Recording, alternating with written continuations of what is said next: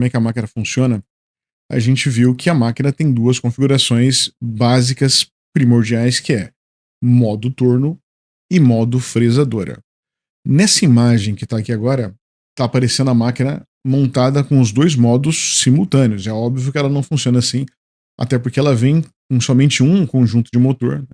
Aqui está aparecendo um conjunto duas vezes, né, porque está misturado o modo torno com o modo fresadora.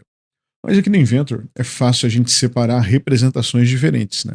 Então aqui, em representações, em vista, tem uma vista que é a principal, que essa vista aqui está tudo junto, e tem mais duas vistas separadas. Uma do torno, que é essa daqui, contendo só a configuração de torno, e uma de fresadora.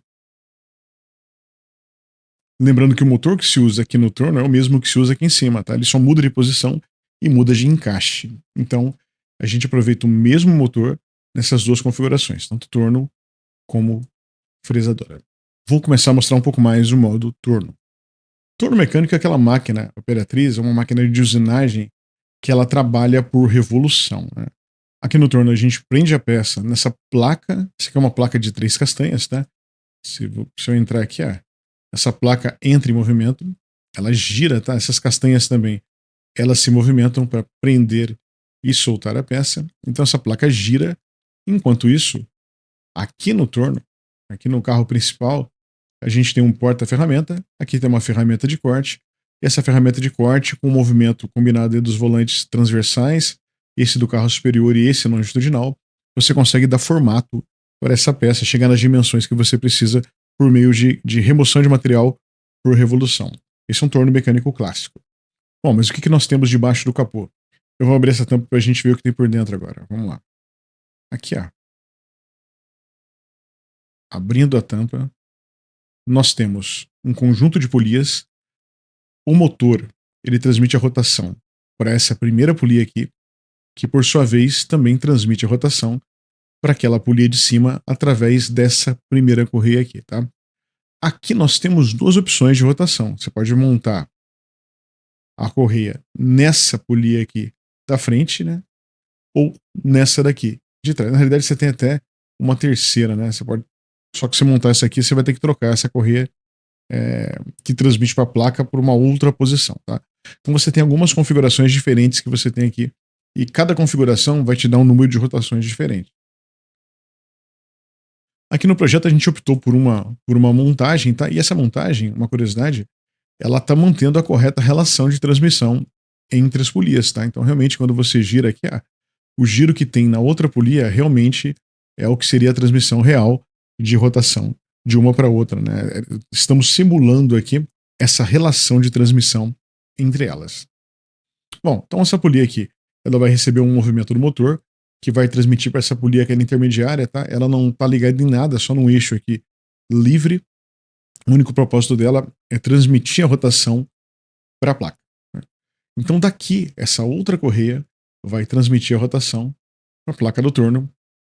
E essa, por sua vez, além de dar um movimento para a placa do torno, né, que vai fazer com que funcione o projeto, ela também vai transmitir, se você olhar aqui, tem uma outra correia, aqui num canalzinho, num górneo aqui do eixo principal do torno, que transmite para um outro dispositivo aqui embaixo, que é uma transmissão, tá? Antes de eu chegar aqui na transmissão, deixa eu só mostrar como é que é por dentro aqui, que eu vou deixar transparente essa parte, tá? Lá dentro nós temos dois rolamentos, né? Aqui ele está girando, né? Então os rolamentos que vão, os mancais de rolamento que vão permitir esse giro livre da placa, eles também suportam a carga de corte. Imagina que tem um esforço de corte que é o rolamento que vai receber aquela carga, aquele esforço radial, né? Os rolamentos estão posicionados, estão parados na posição com esses anéis de retenção aqui, Inclusive esse último aqui de trás, ele tem umas molas prato aqui, que estão mantendo o eixo tensionado para ele não ter aquela folga axial. O esforço radial, mas ele pode ter uma folga axial. Então essas molas prato que estão bem aqui no meio, né, estão bem nessa meiuca aqui, elas que estão fazendo com que o eixo aqui principal não tenha aquela folga axial, tá? Deixa eu voltar aqui com a cor de volta e vou retornar aqui para a montagem principal. E como é que funciona então quando a placa gira e a correia aqui, essa correia aqui final, essa correia que fica aqui quase torcida aqui, não, praticamente torcida mesmo, né?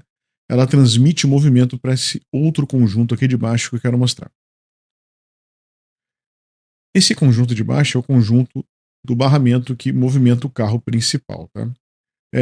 Se você girar esse volante aqui, né, o carro principal, ele vai se mover por um lado ou para o outro.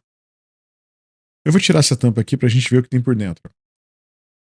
Aqui dentro,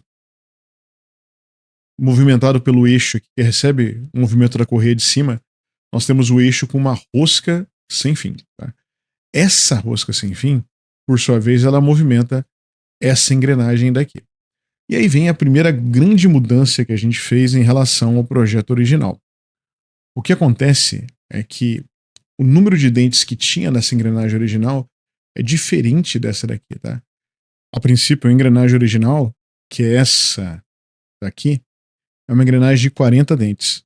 E a cada volta da rosca sem fim, eu ia percorrer 1/40 de uma volta desse eixo principal aqui. Que devido ao passo dele, cada volta dá 1 milímetro redondo, o avanço aqui não seria de 0,02, seria de 0,025. Então, pelo número que está aqui, eu não conseguiria chegar naquele avanço que está informado ali. Então, o que foi feito? A gente praticamente refez o cálculo daqui, só que sem saber os dados, né? Os dados que a gente tinha, o número de dentes, as dimensões aproximadas, né, que a gente tinha da engrenagem que foi feita originalmente, que possivelmente não é correta devido ao avanço não ser exato. Então a gente refez o cálculo usando Excel, a princípio para localizar um módulo e o número de dentes em que conseguisse o avanço de 0,02. E encontramos. Como foi isso? Eu vou só mostrar rapidinho como foi o cálculo. Eu vou abrir aqui essa engrenagem. Essa é a peça engrenagem que foi gerada, ela que foi a base para gerar aquela rosca sem fim depois. E aqui nos parâmetros, em administrar parâmetros, esses foram os cálculos usados para isso. O módulo foi de 0,5, o número de dentes 50, que sim, a cada volta da placa eu vou conseguir girar uma vez a rosca sem fim, que vai avançar um dente que vai avançar de fato 0,02 com 50 dentes, não com 40. E aqui usando o módulo 0,5, 50 dentes, um ângulo de pressão de 20 graus, uma entrada na rosca sem fim, no original indicava que era uma entrada só mesmo, e um diâmetro primitivo da rosca. Isso é uma coisa diferenciada porque a gente teve que fixar o diâmetro da rosca sem fim. Porque se a gente deixasse simplesmente pelo diâmetro consequente do ângulo de hélice do cálculo normal da engrenagem, o diâmetro ia ficar meio pequeno. Então limitamos aí, definimos quanto que era o diâmetro primitivo da rosca sem fim, para eu conseguir encaixar esse conjunto dentro daquele espaço que eu tinha disponível, né? E esses parâmetros aqui, eles geraram tanto essa engrenagem como essa rosca sem fim. Aí você pode me perguntar o seguinte: você não poderia usar o gerador que tem automático de rosca sem fim e da engrenagem do próprio Inventor? Pois é, foi a primeira coisa que tentamos fazer, só que ele tem um pequeno problema. Aqui no gerador, essa rosca sem fim do Inventor, ela vai me gerar uma engrenagem côncava. E qual que é o problema da engrenagem côncava? Bom, então vamos entender um pouco mais como funciona isso aqui, né? Eu vou tirar a visibilidade aqui dessa caixa para a gente entender melhor e também aqui da estrutura principal. Quando o torno está girando e essa correia transmite o movimento de giro de 1 para essa rosca sem fim, a cada volta da placa eu tenho uma volta dessa rosca sem fim e um dente da engrenagem avança. Quando esse dente da engrenagem avança, essa engrenagem está conectada diretamente aqui no fuso da máquina. Né? Isso faz com que o fuso da máquina gire o equivalente a 2 centésimos de avanço. Porém, nem sempre eu quero que ele avance automático, né? Eu quero avançar também manualmente. Então, como é que eu faço para avançar manualmente se esse conjunto está inteiro ligado? Né? Na realidade, para avançar manualmente, eu preciso remover aqui essa engrenagem. Eu puxo ela para fora. Quando eu faço isso, eu vou desengatar aqui a engrenagem da rosca sem fim. O que segura na posição? Bom, tem uma mola aqui com uma esferinha, e ela está presa aqui, agora está invisível a caixa, né? Mas ela está mantendo nessa posição. Quando eu puxo, ela encaixa nesse canal e ela vai segurar a engrenagem para fora, e com isso o fuso fica solto. Tá? Só que